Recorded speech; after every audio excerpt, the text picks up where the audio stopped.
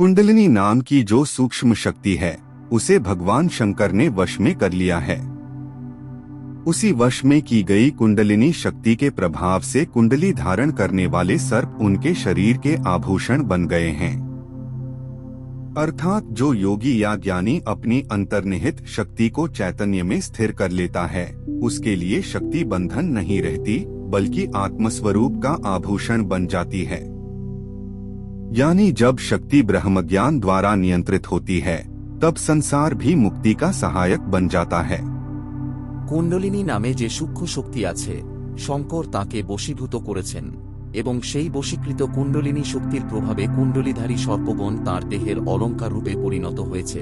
অর্থাৎ যে যোগী বা জ্ঞানী নিজের অন্তর্নিহিত শক্তিকে চৈতন্যে স্থিত করে তার কাছে শক্তি আর বন্ধন নয় বরং আত্মস্বরূপের অলঙ্কার হয়ে যায়, অর্থাৎ শক্তি ব্রহ্মজ্ঞান দ্বারা নিয়ন্ত্রিত হলে জগত মুক্তির সহায়ক হয়ে ওঠে।